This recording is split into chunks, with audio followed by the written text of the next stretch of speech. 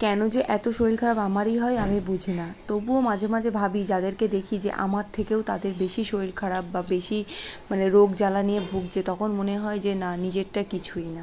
So পুজোর পর থেকে আমি একদম বিছানায় পড়ে গেছিলাম। যাদের সাইনাসের প্রবলেম আছে তারাই জানে তাদেরকে কতটা সাবধানে থাকতে হয়, আর ঠান্ডা যদি একবার লেগে যায় সো সারেই না। তো আমি সকাল সকাল ঘুম থেকে উঠে গেছিলাম। অ্যাকচুয়ালি আমার এই ঠান্ডাটা লাগার পর প্রচণ্ড ল্যাদ লেগে গেছিলো শরীরে। তারপর ভাবলাম যে না, এবার উঠে ফ্রেশ হতে হবে। সো আমি স্নান করে ঠাকুরকে পুজো দিয়ে আমি এখন একটা বালিশের ওয়ার্ড ছিল সেটাকে ভরিয়ে নিয়ে আমি এখন রান্না করতে দিয়েছি। তো রান্না আমি সেরকম কিছুই করব না, ভাত আর আলু ভাজা জাস্ট। আমার কিচ্ছু খেতে ইচ্ছা করছে না। আমি 2-3 দিন ধরে আমি একাই বাড়িতে আছি, তো আমার একা তো প্রথমত একদম থাকতে ইচ্ছা করে না, আর দ্বিতীয়ত হচ্ছে আর একা একা আমি একদম খেতে পারি না। আমি সব সময় কারোর সাথে যদি খাই আমার গল্প করতে করতে খাওয়া হয়ে যায়। সো আমি একা একা একদম খেতে পারি না, তাই জন্য আমি কি করি, ভিডিও দেখে কোনো ইউটিউবে ভিডিও চালাতেই খেয়ে নিই।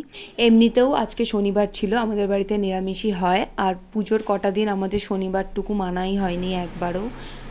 তো ভাবলাম যখন যে একাই আছি, তো তোমাদের সাথে আজকের ব্লগ শেয়ার করা যাক যে আজকে সারাদিনটা আমি কিভাবে কাটাচ্ছি। আমার ভাত খাওয়া হয়ে যাওয়ার পর আমি একটা ওষুধ খেলাম, কারণ এই শরীর খারাপ হওয়ার পর থেকেই না আমার একদম খেতে ইচ্ছা করছিল না, আর ঘুম আসতো না। প্রত্যেক দিন রাত্রি 3-2:30 অবধি আমি জেগে থাকতাম, আমার ঘুমই আসে না। এমনও না যে আমি দুপুরে ঘুমাই, দুপুরে তো আমি কোনো দিনই ঘুমাই না। সেই জন্য এই ওষুধটা আবার খাওয়া শুরু করেছি। এটা জাস্ট এই ছোট কাপে জল দিয়ে 2 চামচ গুলিয়ে খেয়ে নিতে হয়। দুপুরে খাওয়া দাওয়ার পর আমি ব্লগ এডিট করছিলাম, আর আমার ফেসবুক পেজটা তোমরা ফলো করতে পারো যদি আমার ভিডিওগুলো তোমাদের ভালো লেগে থাকে। তো দুপুরে ব্লগটা এডিট করার পর এখন হয়ে গেছে সন্ধে, আর টিভিও দেখছিলাম একটুখানি। তো টিভি দেখার পর আমি টিভির কভার টাভার সব দিয়ে, এখানে কয়েকটা জামা প্যান্ট ছিল এগুলো আমি কেচে রেখেছিলাম, এগুলো ভাঁজ করা আর হয়নি, সেই জন্য এগুলোকে আমি এখন ভাঁজ করে আলমারিতে ঢোকাবো, ঢুকিয়ে তারপর আমি সন্ধে দেবো। আমার আবার 2-3 দিনের বেশি আমি যদি বিছানায় পড়ে থাকি, আর যদি কোনো রোগ জ্বালা বা কোনো কিছু হয়, আমি অসুবিধায় আমি শুয়ে আছি, বাট আমার একদম ভালো লাগে না, আমার শুয়ে থাকতে খুব একটা ভালো লাগে না।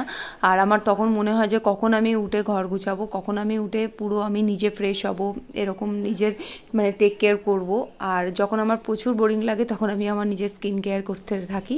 তো এখন সন্ধে দেবো, আর যেহেতু আজকে শনিবার প্রত্যেক শনিবার আমি আমার ঘরে ধুনো জ্বালাই, তো ধুনোর ধোয়াটা আমি ঘরের সব দিকে আমি একটুখানি দিয়ে আসি। আর এখন আমি যাব একটু মন্দিরে, যার কারণে আমি এখন চুড়িদারটা পরে রেডি হয়ে যাচ্ছি। প্রত্যেক শনিবার আমি আমাদের এখানে একটা কালী মন্দির আছে, তো সেখানে শনি ঠাকুরও আছে। তো আমি সেই মন্দিরে গিয়ে প্রত্যেক শনিবার করে ধূপকাঠি আর মোমবাতি জ্বালিয়ে আসি।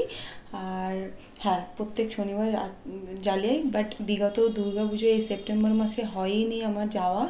আর প্রথমত দুর্গাপুজো ছিল, আর দ্বিতীয়ত হচ্ছে আরও প্রবলেম ছিল, সেই জন্য আমার যাওয়া হয়নি। তো এখন থেকে আমি আবার যাওয়া স্টার্ট করছি। আর আজকে হচ্ছে তোমার কত তারিখ, আজকে তোমার হচ্ছে 18 তারিখ, না 19 তারিখ, আজকে 19 তারিখ। তো এখন আমি যাচ্ছি কালী মন্দিরে। সবাই কিছু না কিছু চায় ভগবানের থেকে, আমিও আমার জন্য আমার ফ্যামিলির জন্য চাই। তবে আমি একটা কথা ঠাকুরকে সবসময় বলি, সবাইকে ভালো রেখো, তোমরাও ভালো থেকো। তো আজকের মতো সবাইকে টাটা, ভালো লাগলে লাইক করো।